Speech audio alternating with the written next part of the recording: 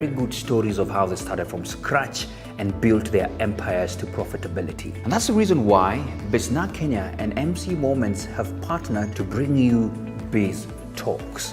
Biz Talks. And here we shall be hosting mentors, people who have gone ahead of us, people who have created these empires, people who have also on the verge of creating these particular big businesses. And these lessons will be valuable for you, the business person, for you, the aspiring business person, the entrepreneur, so that at least you can make wise decisions when it comes to building that business. So every Friday at 8 a.m. on all business platforms, that's the Facebook.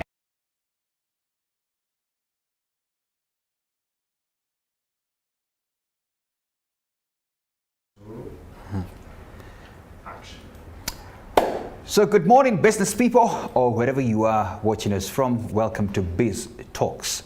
This is a very interesting month, courtesy of our beloved women, because we are looking forward to celebrate the International Women's Day. And you know, their theme is Choose to Challenge. And our guest today is a woman, definitely, who has as well chosen to challenge, of course, the status quo. You know, with the advent of IT, with the advent of technology, there are of course challenges that come with them. And so she's going to tell us and really help us understand how to navigate through these murky waters, which she has stand as well as a business opportunity. Now that's interesting because, as I alerted you on the posters, her business is to ensure that you have peace of mind in the digital era.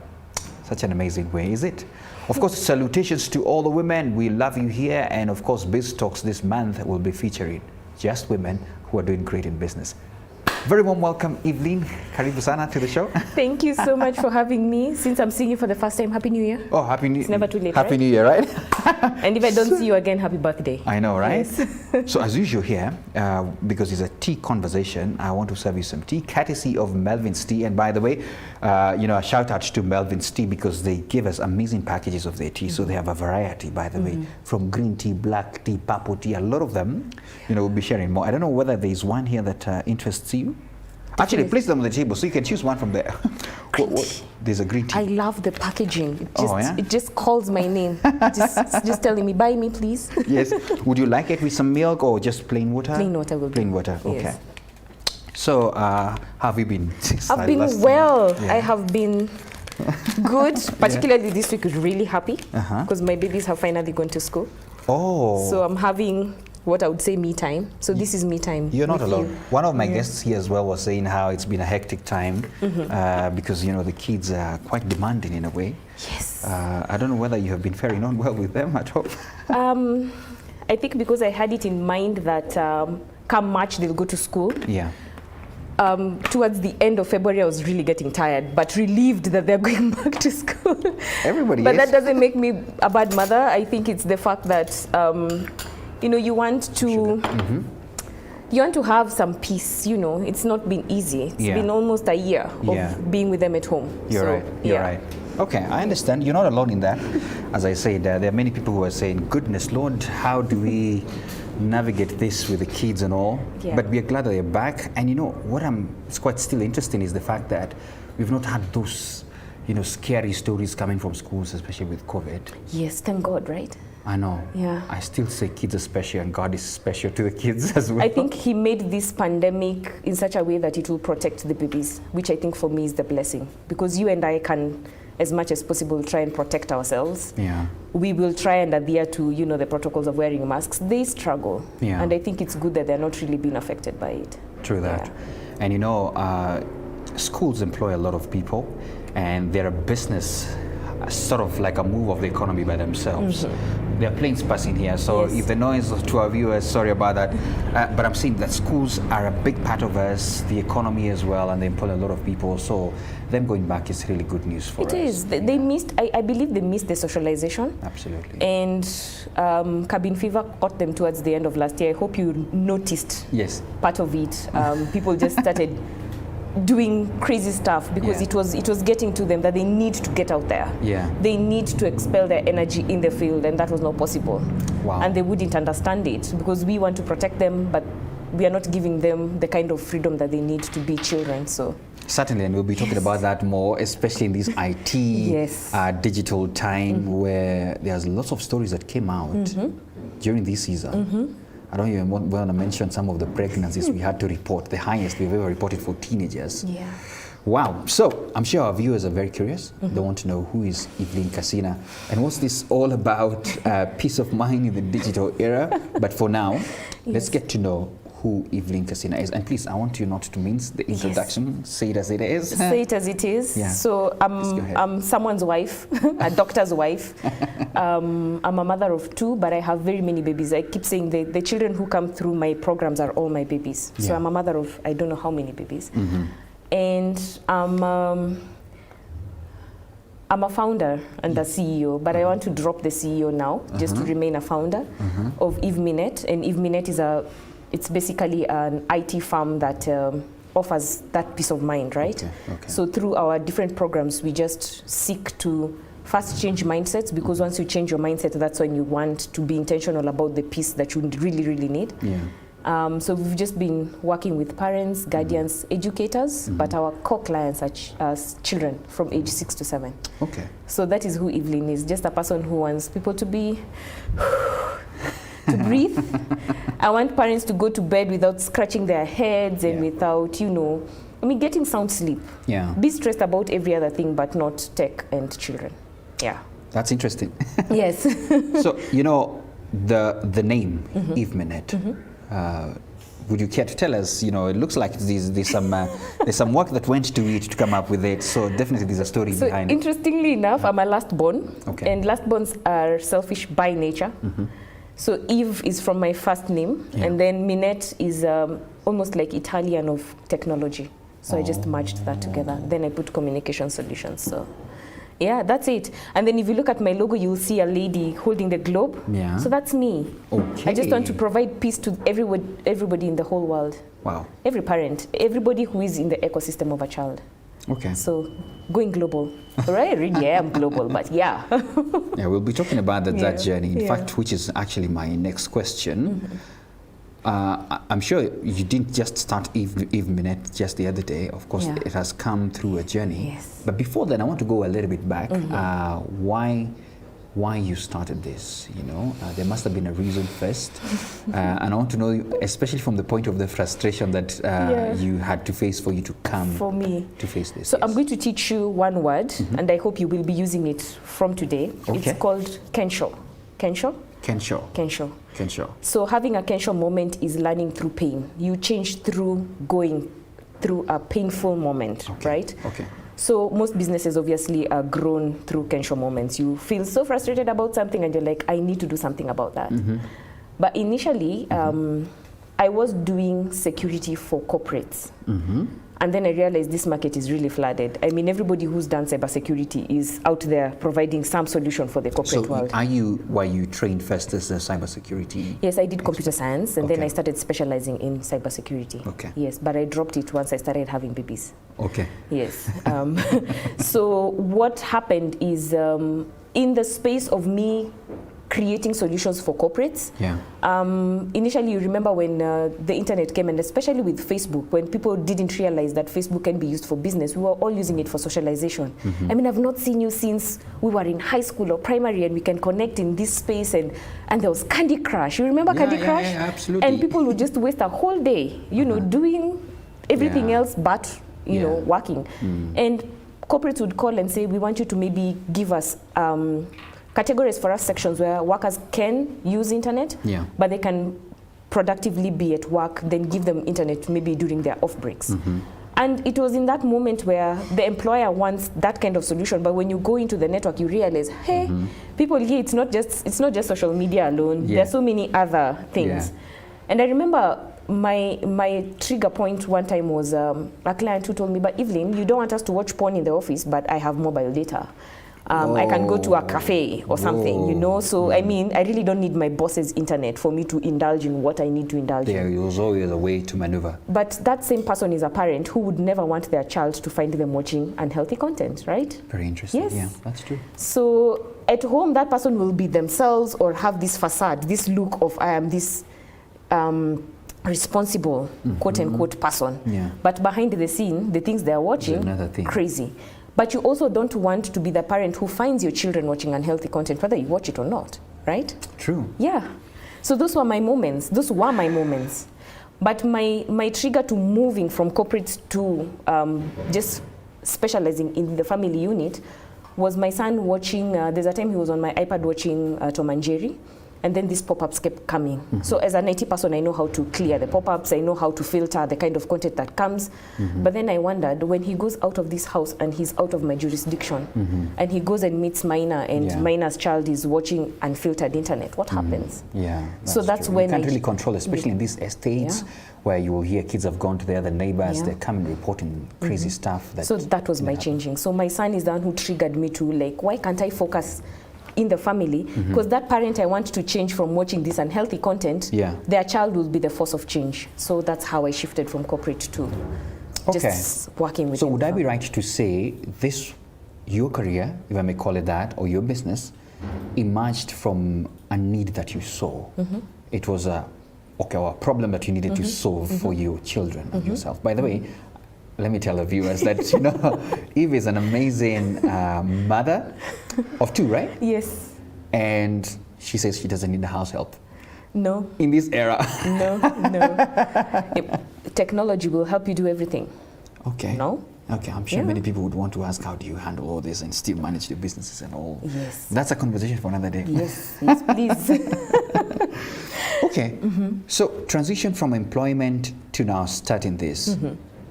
And you said, of course, your kids triggered you to say, you know what, enough is enough. So how was the transition first? First and foremost, let me say I started working when I was 19. Okay, that's quite early. Yes. Yeah. And in government. How? Yes. Yeah. And I think by the time I was 21, I was so frustrated because the process that we have in government, bureaucracy, the process itself is very slow for someone who is very fast. Yeah. So I would go, do several things, do a small course, update my CV. But when I'm being appraised, I'm told, "Oh, young girl, you have not done 5 years of work, so you cannot be promoted." Things like that. And those were my frustration points, and I was like, So I have to wait for 5 years with all these papers, with all these things. And then by the time even you're feeling that you need to implement a certain technology, it has been bypassed by time. Yeah, that's so I had to quit. I remember how I did it was very funny because I quit. I went to HR, I got my letters. And then is when I came and told my husband, oh, by the way, I'm no longer working. Here's my letter from HR. When he saw it, he was like, but this has already been approved and everything. I was like, yeah. I knew if I told him while I was doing it, he would want to change my mind. Yeah, he would have tried to tell you. Yes, he would have. And then he told me, so what do you want to do? I'm like, so I have a 4-bedroom apartment. Then I was using 3. So I created an office in one of the bedrooms. So I just bought a laptop, a small printer, which I have to date, a small desk, and I told him this is where we'll be operating from. Yeah. If I need to go see a client, I'll go see a client out there. Yeah, so that's how I worked from my house for a whole year. So when I was just transitioning from this, it was one of those, yes. Okay. Yeah, because I was like, employment is just not for me. And I think if I was to be employed, maybe I'd be sacked because I can't stick to that routine. I have a crazy You're not alone. routine. There are many others as well sometimes who get But also the feeling of I need to change things now. And because technology also doesn't wait. You can imagine if today you don't update your phone software, tomorrow some app will not be working. That's true. You just have to do it now. Yeah, you have to constantly. Yeah, bureaucracy or not, you just have to do it now. So those are the things that really, really triggered and pushed.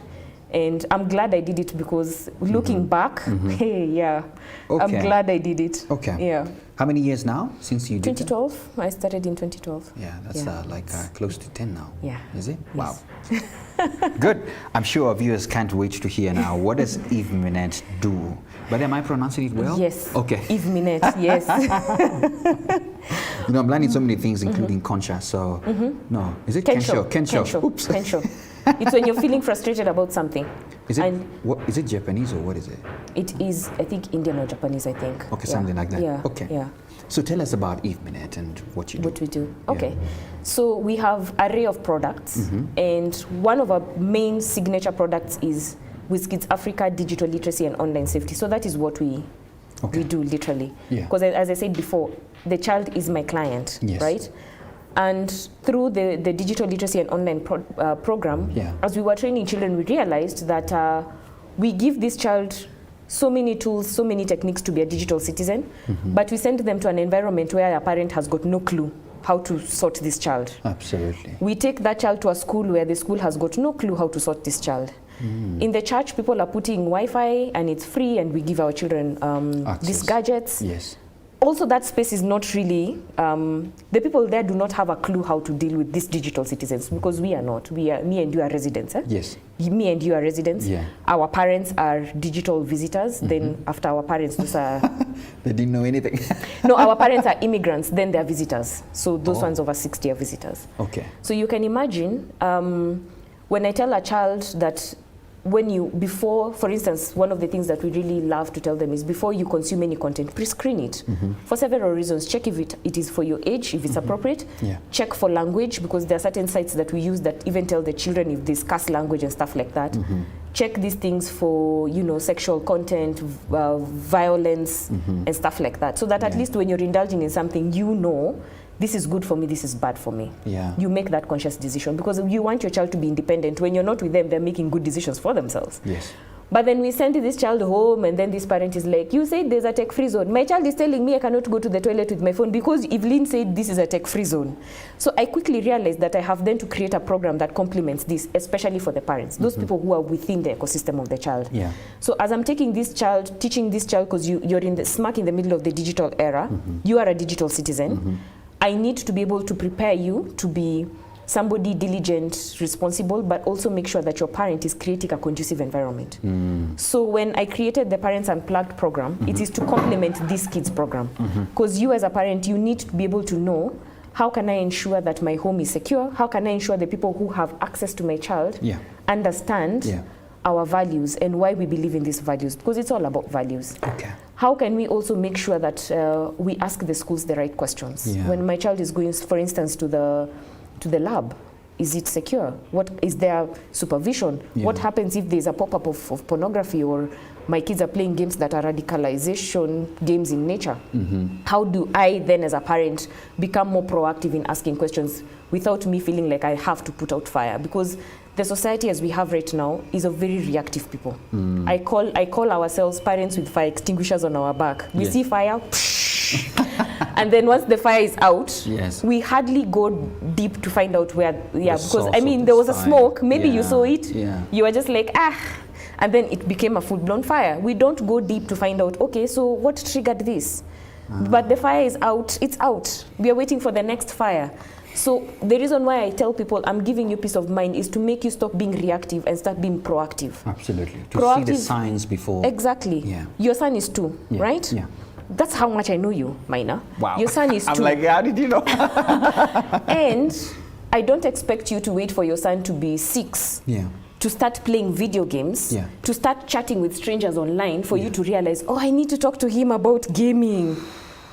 You already give him your phone. You already do it. So at 2 years, you need to be able to have the language, the emotional intelligence, and the urgency to start talking to him about these things. Because he's 2. Does it mean he doesn't have access to gadgets? He has. Exactly. And honestly, let me just cut you short on this, because you've now touched a nerve that I'm worried about. One, my kid is 2, and I came to learn even before he turned 2. I mean, he's actually almost turning 2. One of the, let me call it a lullaby thingy, is the phone. You put something up, and then that's when and sometimes he will want to, will throw tantrums just to get the phone. And you're thinking, okay, there's something wrong with this. I know, but there's something wrong with this being now the solution for you to, You've pacified him a lot. At our times, we didn't have these things, That's number one. And then number 2, I feel like, and forgive me for this, Evelyn, I feel like this is a mountain. And why I'm saying that is because there's already a discussion going on. The Duale bill about trying to regulate all this so that we're not having all this explicit content on internet and all those things. And there's a whole debate. I've seen a whole professor as well try to tell Duale, what you're doing is just really hitting a wall.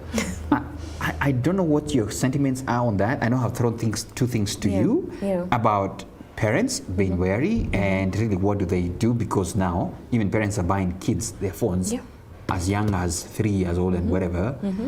How do they just navigate this? Because it's crazy. You see, when you really look at it as a mountain, you're getting defeated before you start climbing, right? But it's good you use the analogy of a mountain. I like that, yes. Because even when you start thinking of hiking, you have to prepare yourself. Okay. Right? You have to mentally prepare yourself, you have to physically prepare yourself. And the day you're like, you know what, I'm going to brave myself and I'm going to do this. Yeah. That's what the program is all about. Because I don't tell parents it's easy. It's not easy. Okay. And for you to get out of the space of being reactive to proactive, it has to be a mental shift. Yeah. You have to tell yourself, you know what? I have to stop believing that the things I see on TV only happen to other people's children. Yeah. Because it will happen to your child. It's a matter of when.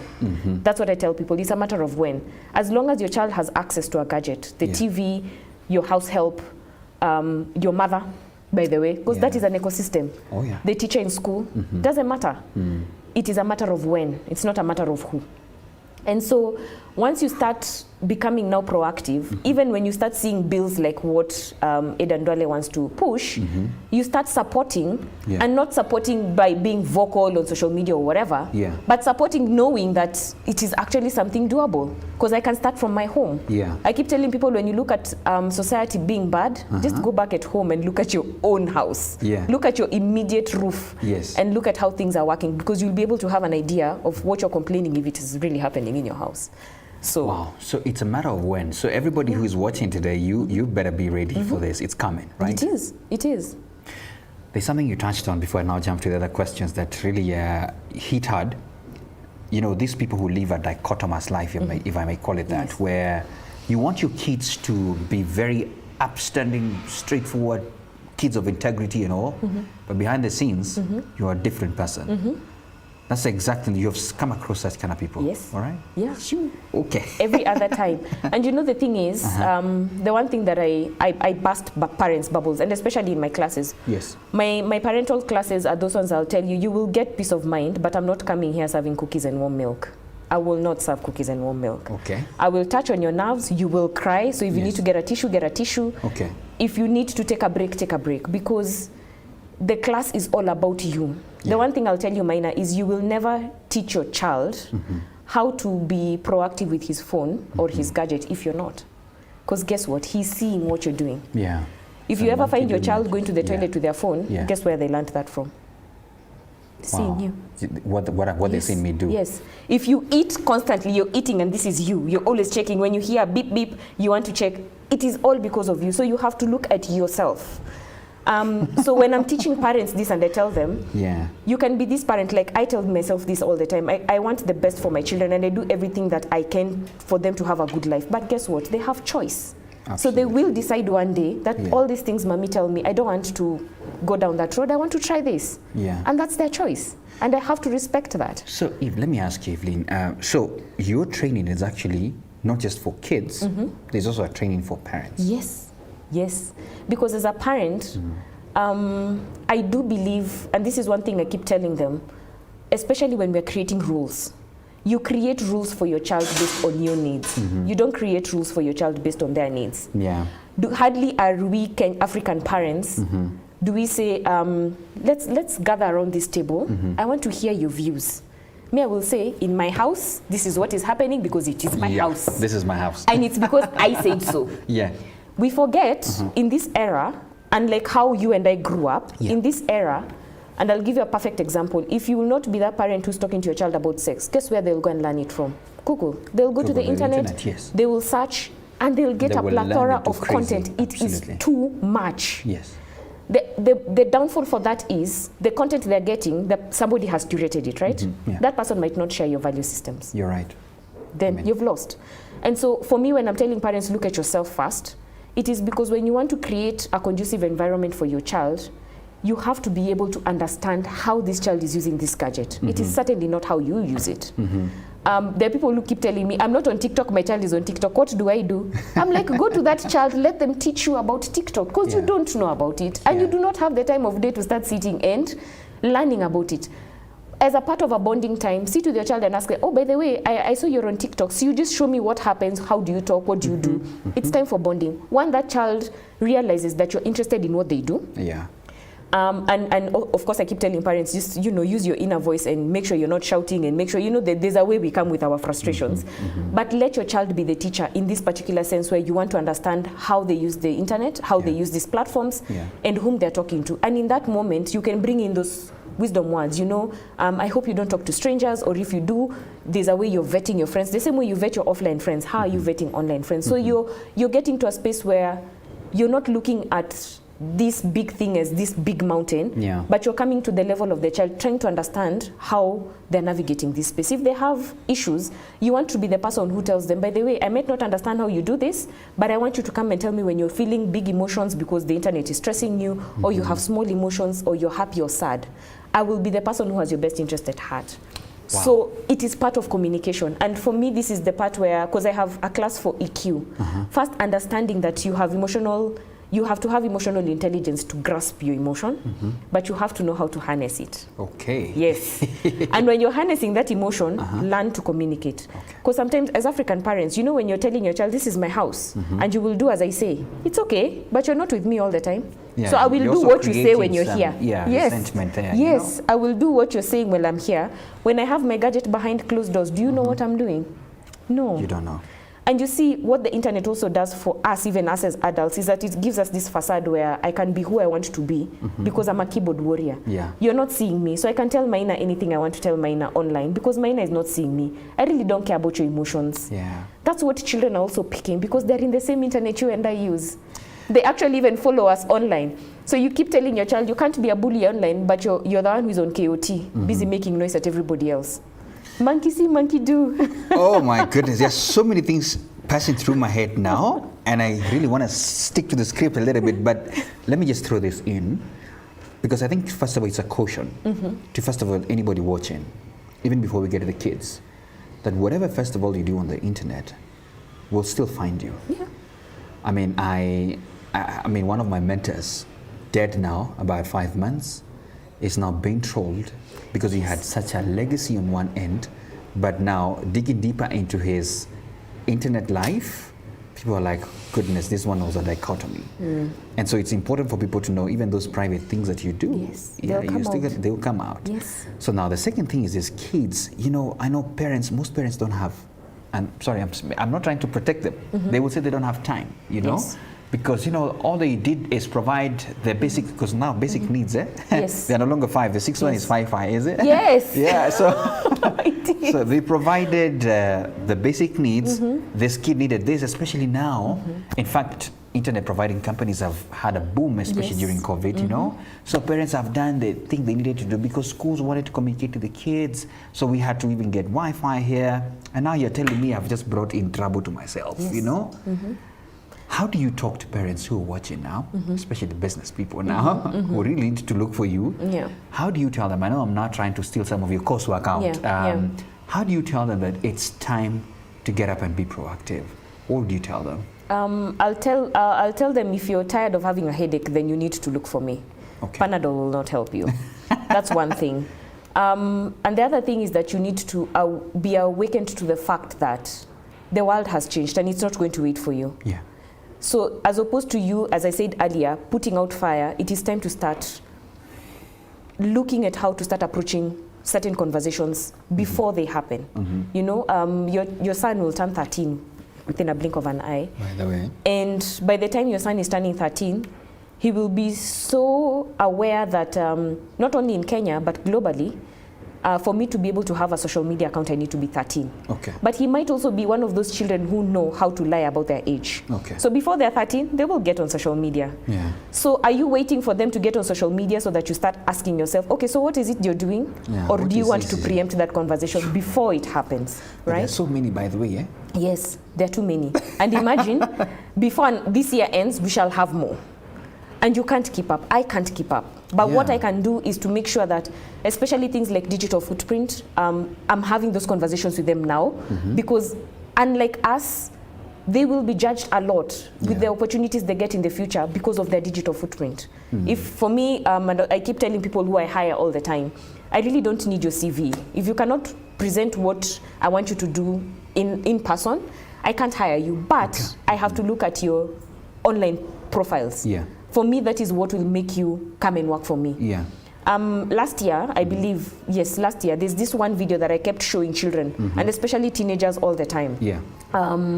There was a Harvard group of students who were supposed to enroll this year in Harvard, and 2,000 students got admissions, but there were around, I think, 10 students whose admissions were revoked. Yeah. Why? They were found in a closed Facebook group, going against the values of the school. Yeah. And that is just when the admissions are being revoked, it was just because they don't have social media etiquette. Wow. You know, talking badly about people of color, talking about people of different genders. And the school was like, you know, you don't share our value systems, unfortunately we can't have you here. So we won't have you here, wow. Yeah. That was one pinch. But if you look at that long term, this child, that name has been shared across very many other universities of the caliber of Harvard. Yeah. Your future employer will see that. Yeah. You know what I mean? They will not try to get you in. Exactly. You know. So the damage is not now that you missed an opportunity, but it will catch up with you. And you will have to do so much work to try and vindicate yourself that you have changed or you have done this, but the internet will never forget. So these particular people will forever have that brand, right? Yeah. I want to give a parent, an example of a parent who I saw. In fact, I want a case study, you know, case studies. Yes. So this mother, she worked for Trump's administration, I think, in the campaign. Yeah. So she's a public figure. Yeah. And she went to the daughter's phone, 16 years old, and found porn. Wow. So what did she do? She sent herself that pornography. She saw naked photos of her baby and stuff like that. She sent herself that content to her phone. Yeah. And then allegedly, those were posted through her Twitter handle. So the mother is being investigated for posting nude photos of a minor. Oh. Maybe she innocently was trying to just check what is my kid doing. Yeah, but invasion of privacy first and foremost. Why didn't you come and tell me that this is something I saw in your phone? Let's have a conversation. You're sending yourself my content. You're invading my privacy. And then accidentally you will say, because that kind of content has found itself on the internet, you accidentally say you are hacked. How do you explain that to your child? How do you explain it to the world? Crazy. Because you saw it, now the world has seen it. Yeah. Then now you're under investigation because fortunately or unfortunately, you have posted content of a minor online. So it becomes such an issue. And for me, that is why I'm saying we react. Being proactive is, okay, shock, shock, shock. I need to relax, okay. So how do I approach this conversation? I want to know how this started. How far has it gone? What else has she posted? How can we help her not to do more damage? Wow. Those are behind the scene conversations. I like what you're putting across, because I think gone are the days of just the certificate of good conduct that we normally go and get at the CID headquarters. Because now there is another bigger certificate of good conduct, if I may call it that, of the digital footprint that you've put across. And I think it's a caution to everybody who has a young one, or a niece or a nephew, whatever you are, that listen, you want to let them know that they need to be cautious with what they're doing online, because that will never leave and will inform their future, especially in matters, decisions of career, whatever they're getting in. Because as you said, there are people who right now are trying their level best, especially celebrities locally, to try and erase some of the bad things there. You Google their name first, those are the first things that pop up. Pop up, very nasty things. Can I give an example? Yes. There's a friend of mine who went to, let me not name the country, went to a certain country, and then somehow, somewhere fell into the bad arms of the law, you know, and was jailed. Anytime we Google his name, the first thing is his crime and all that, and he struggled to even get a job. That's a brand. He had to come back. That's branding. Branding is not always good. It's not bad, right? And I'll pin you up if I'll get some minutes for a local example. Yes. But now, let me get to some on my screen, you know. First of all, even before I get there, I just want to alert our viewers that this is an interesting conversation. Yes, Evelyn is in business, peace of mind for you. Of course, you can share this conversation so that other people can learn, but feel free as well to comment in and to ask whatever questions that you may have as well. Evelyn, before I even get to ask a question, I know one of the key questions is how can we get in touch with you? Would you want to share that? Yes. Well, I am on all social media platforms except TikTok and Snapchat. Okay. Not yet there. But our handles are evenminet.co.ke. Actually, our website has everything. From business WhatsApp, you will communicate with us on the website on WhatsApp, on email, on social media. So it's evenminet KE for most of our social media handles. But the website is www.evenminet.co.ke. Right. Once you land there, you will choose the platform that you want to communicate with us through. So we are basically online, yes. But I just remembered something because I follow you and your pages. Yes. You do reviews for movies. Yes, we do. The reason is because this is something we are teaching, especially our students, a lot in class. Yeah. As I said, most of the content that is out there, we have a lot of content, but most of the content that is out there is not necessarily child-friendly. Yeah. So we want, part of our program is to want children to be independent and responsible for the content that they consume. Yeah. So if you're going to play a game, before you download it, before you play it, can I first pre-screen it to see if it aligns with our values, if it has any content that I don't believe in, so that I can make that decision to play it or not. Okay. And the reason why we also preview content is because Fridays for most families, it's a chilled out day. Or for instance, now they're getting into the weekend. So if you want to have family movie night, we've already pre-screened for you something. So there's a book you can read, there's movies you can play, there's a game you can play, there's a movie you can watch with your family. So if you're one of those people who feel like, I really don't have time to pre-screen, you can just go to our page on Fridays. You will see something for you, either a series, a short movie, a video, a book. So you will just pick something for your movie night, sit and read. And of course, what I always insist is to just check, especially for the age limit. So you make sure that the youngest person in the family is being catered for what you're watching, especially if it is a family entertainment kind of thing. Okay. Yes. One of the places we met with you was at an award ceremony. I was seated at the back, but you were receiving an award because of your good work. Yeah. Where? It was at Fairmont, I remember. Oh, I remember, yes. I remember you getting a very nice, beautiful words. I want you to talk about some of your partnerships that you have and some of the awards as well that you've received, the ones that you can remember. Yes, it's good you said the ones I can remember. I know Pan-African Awards has given me 4 awards in 2 years in a row. Entrepreneur of the Year, Female Entrepreneur of the Year, Kenya and East Africa. Okay. And I've been awarded the Woman of Excellence by Women Economic Forum. It's a company based in India. It's a global company. The founder is based in India. Gosh, there are many. I mean, but let me talk about my partnerships. Yes. So the interesting thing is that in 2018, I landed 2 partnerships in one sitting to work with Kenya Films Classification Board in partnership with Google. So I've been training for them, especially for Kenya Films, training media awareness for families, and Google is also in partnership with them. So we've collaborated in that sense. That's good. And then of course now in that year, it was 2019 actually, we launched a digital parenting program. But now how we were supposed to execute it in 2020 was in person, but COVID happened. COVID came. But I think the fact that COVID happened, it also gave us an opportunity to see how we can reach more people through the internet. So for me, COVID was really like a marketplace that had been opened for me. So we did the digital parenting with Google the whole of last year online, which meant that we were not just focusing on Kenyan parents. We're basically focusing on most people who are out here, and then also having collaborations with the Google partners in Africa. So we did something very big with Nigeria as well. So that was really interesting. I have collaborated with communications authorities, so I always attend the Safer Internet Days and especially their program on child online protection. I collaborate with the Department of Children's Services, especially also in that sense.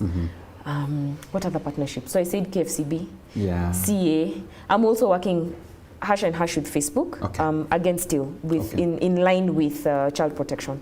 Yes. I mean, that's amazing. It simply just says that what you're doing is important for such amazing partnerships. So I want to get to the business side of you now a little bit more, because you've painted the picture and everybody who's watching is saying, it's time we start thinking about this. How is the uptake? Are people beginning to, and I hope they are, especially during this COVID season, are people taking this up and looking at it and saying, So my question then will be, how is the uptake?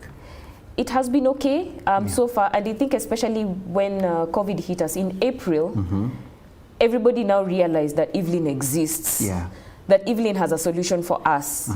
I have turned down people, Yeah. and which will sound weird. Yeah. I have turned down people who don't have time for the program, because I do not take clients who do not. You have to commit. sacrifice, definitely. And especially if you want your child to come through our program, you also have to take the parents class. Yeah. It's a no-brainer. So the uptake has been okay. There are parents who conflict with a lot of, as you said, I don't have time and stuff like that. So I'm like, it's okay. Yeah. Once you get that time, I will be here. Yeah. And for them, they come now and say, I found my child watching porn. I'm like, no, I don't think my program will be sufficient for you, because I'm in the business of preventing as opposed to so like I will a cure thing, exactly. I know So I will send you to someone first to take care of your child in terms of what they have seen and stuff, and then come. But one of the things that I've realized is the only challenge in terms of uptake has been, especially with the school system, during COVID, children had a lot of downtime. Yeah. So we had a lot of uptake. Then come 2021, where children have had to go back to school, it has slightly gone down. Children from international schools have a bit of time, because for them maybe Fridays are a bit flex. However, we have a lot of sign-ups when children are not in school. So for instance, like now with CBC, class 4s will be home for a very long time. Class 8s will do KCP, then they will be home for a very long time. Absolutely. So I've been telling parents, don't stress your child to come into the program now, because they will have a lot of downtime anyway. Yeah. Let me be with them when they're at home. They're not stressed about the exams and stuff like that. Yeah. So yes, we do have a big uptake right now. Okay. Kenyans in the diaspora is now a new market for me, interestingly enough, because I have very many leaders who run, communities in the diaspora who are bringing in now children within certain groups and age sets. Yeah. So for me, that is a new market, and thank God for COVID, because now our classes are all online, so we are able to reach people far and wide. Yeah. But the only challenge, and I think for the parents who are watching, is I want to urge the men to actually change their minds in terms of being taught how to parent by a woman. I think that is one of the biggest challenges I've faced. Men are not easy to be told by a woman, do this and this and this, or these are the things that you can apply to be a better parent. So they leave their wives to come. And then when their wives come, they come back and tell me, I tried implementing that thing you told us the other day. Hey, I was being looked at. I told my husband, let's try this. And then he was like, what do you want? You know, like if your wife was to come just out of the blue and tell you, mine, I love you. Yeah. What would be your reaction? Well, what did I do? Where did you just come from? Exactly. What did I do? What do you want? Are you okay? You know what I mean? You're not taking it, like, I love you. You know what I mean? So men, I don't have many men in my class. And that is something that really troubles me, because if you look at how boy children are reacting, it is a clear reflection of how the men are also behaving in society. So there's a bit of absenteeism, as you're saying, that is a concern. A bit is an understatement. Okay, there's absenteeism. So men, so I think we're talking here about intentional parenting, where if you know that you have a son or a daughter, you want to be very intentional, get into it. Whatever programs that are there to ensure that you become a better parent, get into it as well. Imagine it's just 5 lessons for the parents. Just sit for 2 hours with me, get a headache, and then, So would you want to divulge a little bit more details in terms of if I want to enroll, is it going to cost me an arm and a leg, or is it something that is affordable, or is it a discussion on the side? Affordability is relative, but for parents, for the 5 lessons, it's just 14,000 shillings. Okay. Just 14,000 shillings. Okay. If you're coming in as a single parent, it's 10,000 shillings. Okay. That's it. Okay. Yeah. I have come across some of the parenting also sort of courses, and that's relatively the amount. So it's actually very fair. It's fair. For the kind of impact it will have, especially for you and your child. Oh yes. Children, it's a 5-week program of intense headaches. Yeah. But I think by the time we're getting to lesson 4, which I believe is one of now we start getting down into people start easing out. They're like, okay, now I'm breathing. Because the first 3 lessons are very, very, very... Which actually was the question I wanted to ask. Would you care to, of course, not divulge everything, tell the people this is the reason why you should come, and this is some of the things that we'll be able to cover. Okay. Yeah. The first non-technical class that I have for both kids and parents is self-identity. I love asking parents, who are you? And don't tell me I'm a mom, I'm a dad, because that is something that attributes to who you are. And very many people struggle actually to answer that question. Yeah. And then I ask them, are you able to tell me what your values are? Because your values are part of your identity. Yes. And most people also struggle with that. Then I ask them, so if you cannot tell me what your values are, how do you raise your children? Based on what? Yeah. Nothing? Or I don't know? Yeah. Because today you will say, I want to teach you integrity, but you're struggling with integrity. It's not your value. So how do you teach what you don't know, or what you don't have, or what you don't believe? Yeah. So we teach, I really help a parent to look deep and try and come up with that description of who they are and look at their own values. Then I give them an assignment to go and sit with their spouse, whether you're co-parenting under the same roof or not. Let's look at what we are bringing to the table to create family values. Wow. So that then these family values is what you're going to use to ground our children. Yeah. So you have to bring the children to the table and tell them, by the way, we came up with this, what do you think? Not telling them this is what. You know, you're speaking with, not to. And you want them to also contribute. So I actually like that you're not really replacing their role, but you're really enabling them to play their role better. Yes, because one of the things actually my son says, especially when he's being pressured by people to play games, is like, that doesn't align with our family values, and that's not who I am. Because he knows who he is. Yeah. And I keep telling him, not every time something happens to you, you will always remember the family values. You always have to remember who you are, because you're making decisions for you. Yeah. Yes. Okay. So once that is done, we create a family mission. And you see, when you're creating a family mission, you're creating it as a family. It is grounded on your values. Yeah. So your children always know that we are working. It's like a business. The way now we are business people, you have a mission for your business. You have a vision. Absolutely. You have goals. Why don't you have that for your family? Yeah. What are you working towards? Because I'll ask you today, have you thought, Maina, 5 years from now, where you will be? Have you? Absolutely. I've sat down and tried to see something out. Yeah. Okay. Yeah. So specifically in terms of tech, your child will be 7. Ooh. Have you mapped that out? Honestly, no.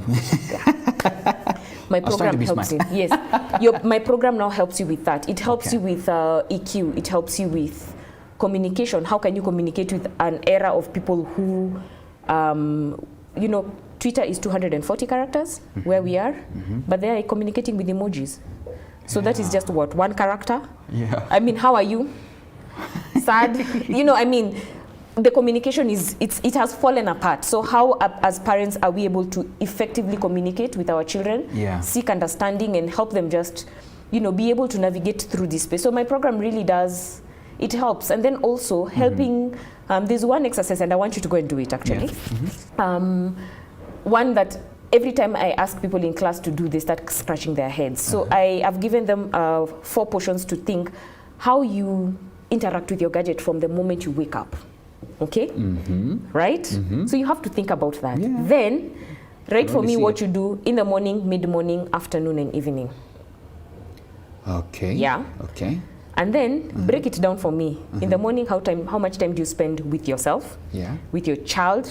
And if you have multiple children, it has to be each child, with your spouse, and then work. Then you find when people are doing this exercise, work takes a very big chunk. Once you do that, I just tell you, without just changing anything there, what are your biggest time wasters? And don't tell me social media. Be very specific. Tell me it is WhatsApp, Instagram, Facebook.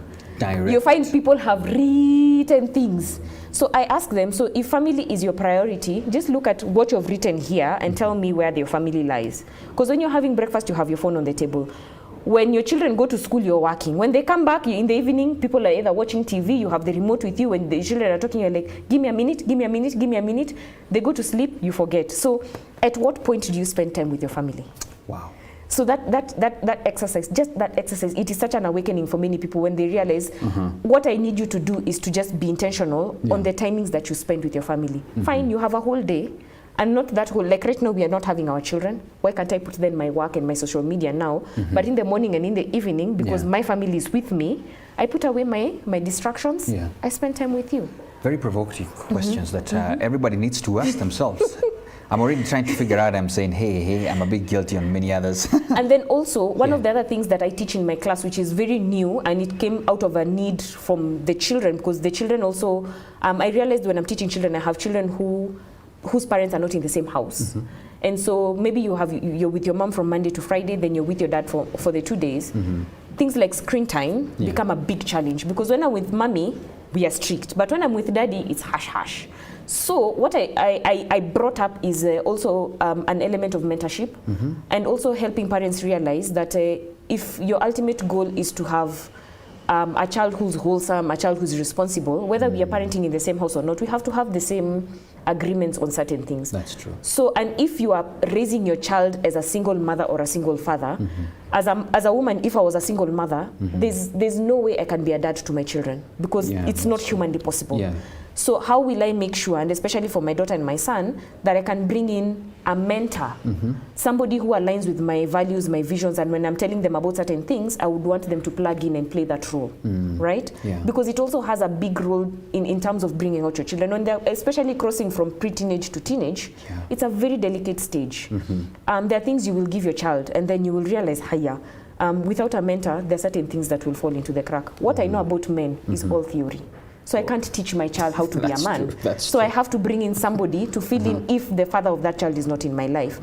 And so I tell parents this, not to feel guilty because I'm a single parent. No, just make sure that your ecosystem is there to support you bring up this child. Because we have seen actually the case study of very many people, especially in the States, who are in prison. It's because they didn't have father figures. Yeah. Very many. That's true. So there's a 50% chance. There's even a whole research done on that here. Exactly. I keep telling people, when you're creating things, create it knowing there's a 50% chance that it will fail.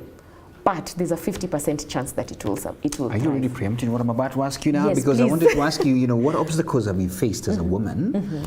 The reason why I'm pointing out as a woman is because of this month, definitely. Yes. So what are these obstacles that you've faced as a woman in your career, especially in developing this course and seeing it to where it is now?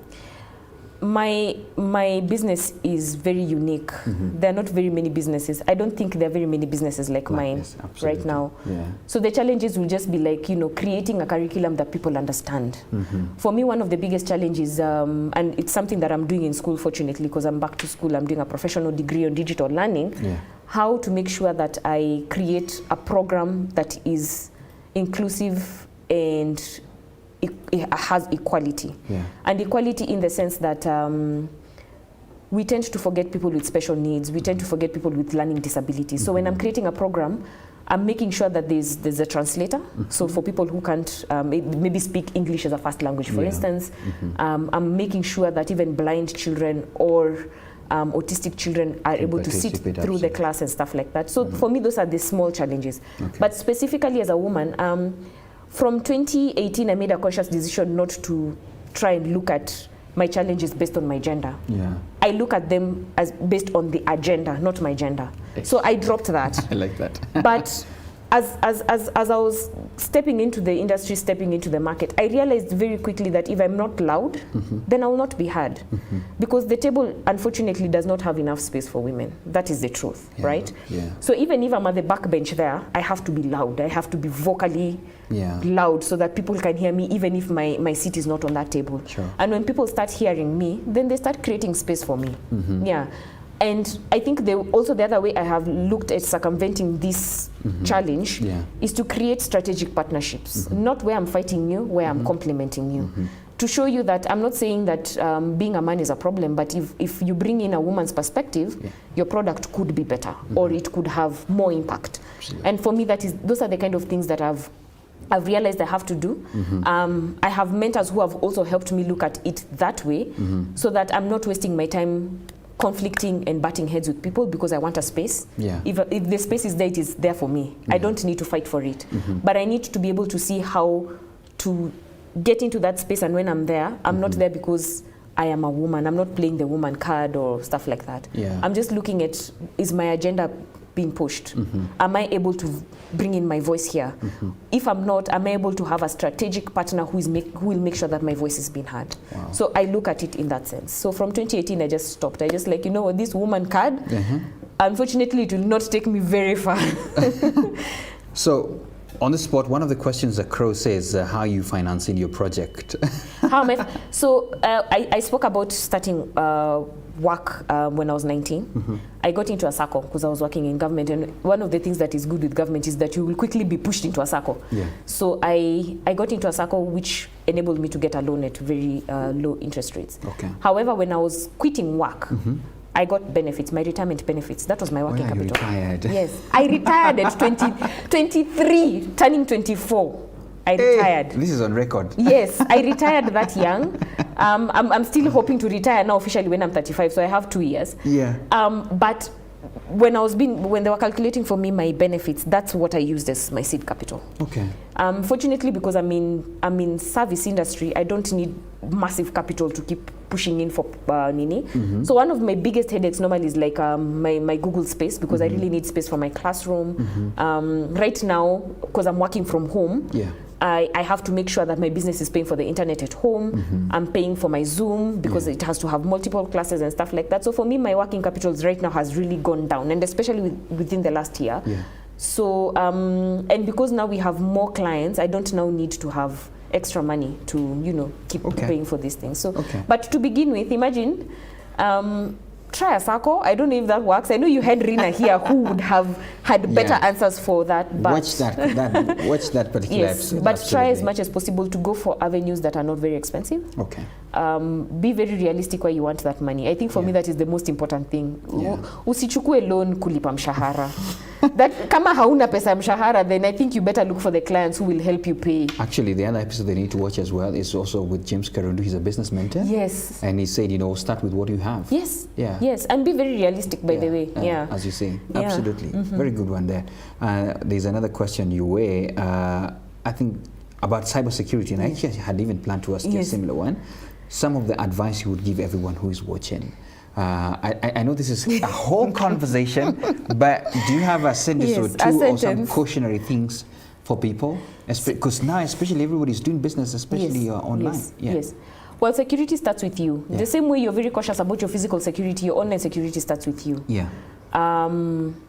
One of the things you have to be very aware is that you have left your biometrics literally almost everywhere, right?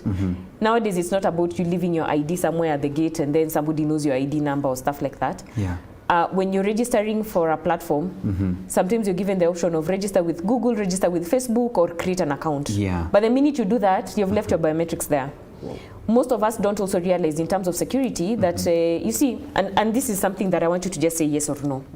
When you're getting into a platform, there's terms and conditions. Do you read? Most of the time, just tick them and I don't read. You say accept, because if you don't accept... They're so many, they're so long, some of them. But when you don't accept, you can't proceed, right? You can't proceed, That is the danger. Wow. Because when you're not reading that, then you don't know what you're accepting to. Most people don't. You don't know what you're accepting to. Actually, for adults, that is the case. For children also, because I keep telling them, the minute you decide to lie about your age, and you're 12 or 11 and then you go on Instagram and something happens to you on that platform, the platform holder is very clear that you're not supposed to be on Instagram without being 13 years of age. So you cannot hold them liable for anything that happens to you. So it is your responsibility. But we hardly read these things. Many parents actually don't know because when we were in within the EU countries, WhatsApp is 16. How many children are on WhatsApp? What is our excuse? Goodness. We need to talk to our children. So cybersecurity starts with you. You have to be cautious to just look at what do you want to secure. Is it your data? Is it your money? Is it your digital footprint? You just need to be just aware. And right now, data is gold. So a lot of people are getting... Shift to getting to understand first how much information am I putting out there. Case in point, I think, and I will share this, probably a link in the video here after this. There's a musician in the States who was touring and then went and rented an Airbnb. And something very vital that we really don't pay attention to. When we are going live, right? Yes, we're live, So think about going live in a mall or somewhere where you really do not want people to know exactly where you are. But when you're going live, there are certain landmarks that are showing. So this particular guy had people who are following him for one reason or the other. And then as he was doing a live video, he accidentally picked his address. So that was on IG Live. So they did a party all night. People started leaving the house at 5. Some guys came, they didn't rob, they just came, killed him because that was their agenda, killed him. They knew exactly where he is. Exactly. Security knows that these people are here to hanye because, see, there's a bash or something, a bash, you know. Came, did their thing, left. He actually exposed himself because of IG Live. And another thing that I also keep telling people, especially like when you're taking photos and stuff, you probably do not want to show people where you are, or it's not really necessary sometimes. When you're checking into a mall and you're posting something, I'm at. Shows the place. The map. Yeah. And then, so for me, like especially when I'm guiding children, I tell them it's okay for you to take 1 million photos, post them when you're not in that particular space, especially later if you don't have adult supervision. Post them once you've left this place. This is where I was, this is what I was doing. You're not at that particular place. Parents who are very happy their kids have gone to school and they're taking photos, and then you take a photo of your child with a uniform, and then guess what is being seen? The school logo. Absolutely. That's a security risk. It is a security risk.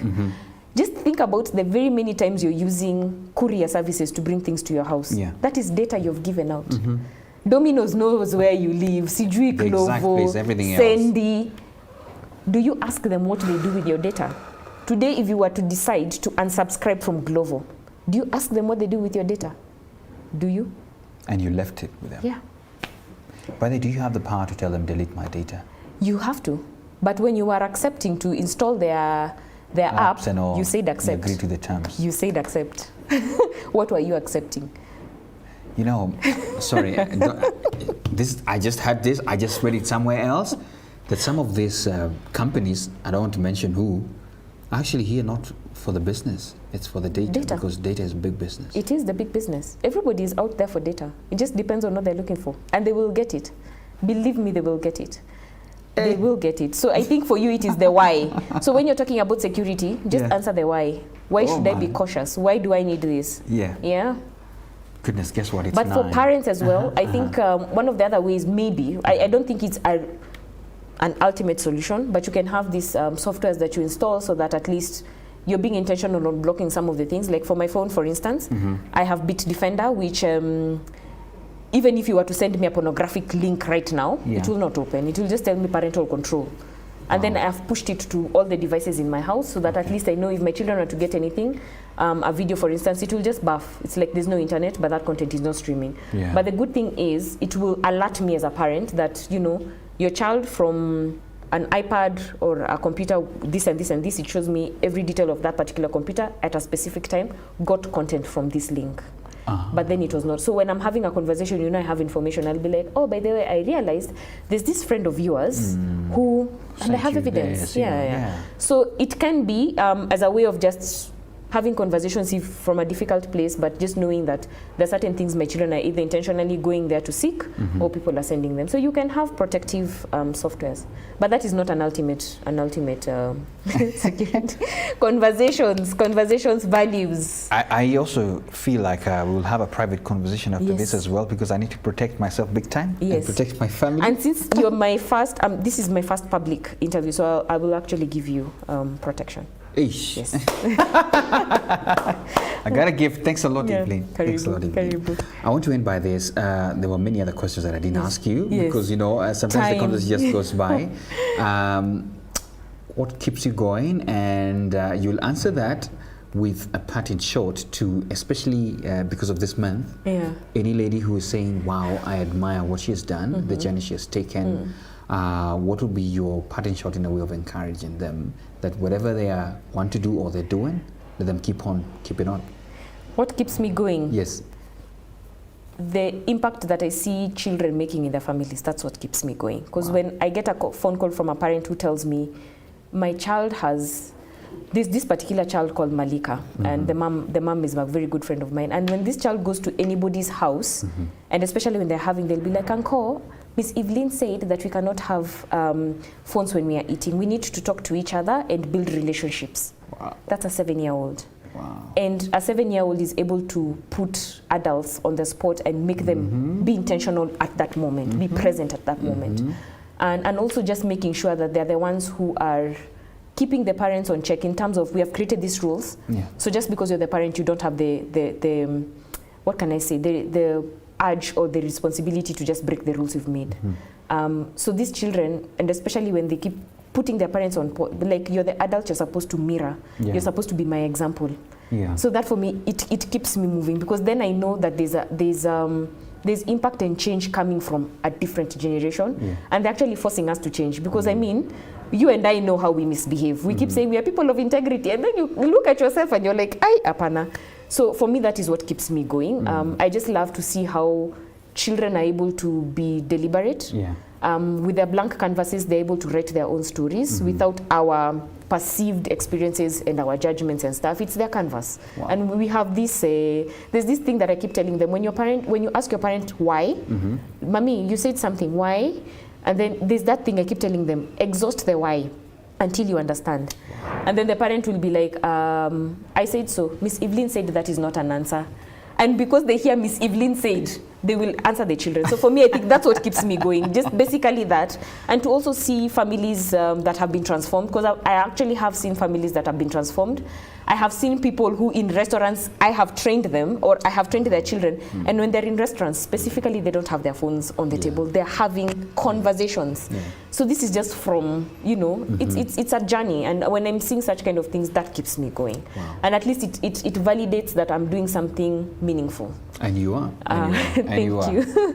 For the person who is watching, wow.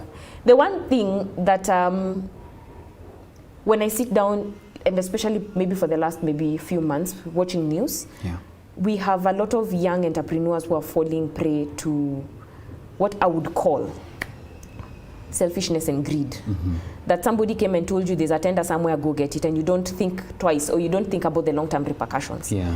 And the people who are giving you these things, they're protected, or they will not be part of this. You know what I mean? Yeah. When you're creating a business, integrity is painful. Yeah. Integrity is a very painful thing. You will struggle, you will suffer. If I was to tell you that I think 2 years into my business, I had to take a lawyer to court. A lawyer to court. And that lawyer had hired Ahmed Nasir as his representation. Oh, that's a big shot. It is painful. Yeah. And it is painful because sometimes people will see you, especially as a woman, and just think, I will give you this job, but...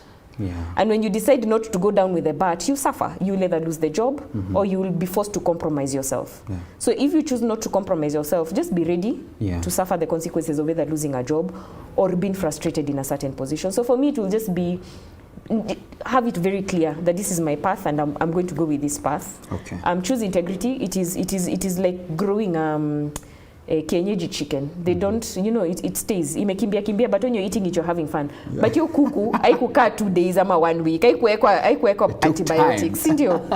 So it is painful. But it's at the end of the day, it is a worthwhile journey. Entrepreneurship is not easy. Yeah. But the other thing that I will also say is, if you're a woman out there and you're making it, celebrate yourself. Wow. Like this week, I've been swimming and eating bad chips. As you know, those bad chips that just have oil. I'm celebrating myself for just, you know, having my children go back to school and having me time. So please enjoy your wins, learn from your mistakes, even when things go down. The one thing I tell people, even though your business hits rock bottom, did you grow? Wow. Did you learn? Did you learn? That's fine. Irene Yaga says the great program, eye-opening. How can I reach out to you? I think you'll end by saying how people can reach out to you one more time. Write me an email on casina@eveminet.co.ke. I will respond. Yes. If you send me an email. If you write me a WhatsApp or a message, I probably will see it very late. Yes. Just do an email, and you can write that email, casina@eveminet.co.ke. I'll get that. And actually, we'll get back as well. Even on the comments as well, we'll get back to you as well. And just indeed reply. Goodness, this is amazing. This is good. This is such a good start for the month. Evelyn, you're an amazing woman. Thank and you. You're doing great things. And thank you for celebrating women, by the way. Yeah, we have to. We are all products of. Right. Thank you for celebrating women. Happy Women's Day to your wife. Yes. And happy birthday to her, by the way. Absolutely. Yeah, that's how you see, stalkers.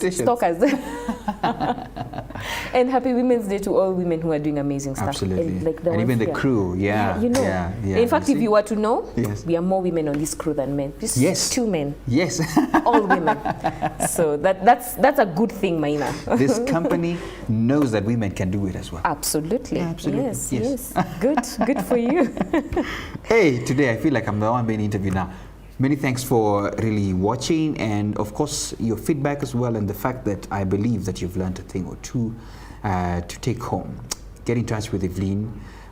Everybody actually needs to be a member or needs to actually look for Evelyn, because the fact that you have a child, looking forward to get a child, or you know, you have a niece, nephew, you want to protect their future so that they can make good decisions when it comes to matters being safe, especially in this internet era. And Mina, yes, I'm a podcaster now. You're a podcaster, by the way. I can listen to you. Yes, I launched a channel called Digital Parenting with Evelyn Kasina. Oh, okay. So that's on Google, it's on Spotify. Okay. I mean, the places where you love to listen to your podcasts. Absolutely. So you definitely should, because we have very interesting guests. So once I go there, I'll look for Evelyn. I'll get Digital Parenting with Evelyn Kasina. With Evelyn Kasina. Yeah. Great. What a way to end it. Thank you so much for your time. And to our business people watching, everybody else, bye-bye for now. Keep working.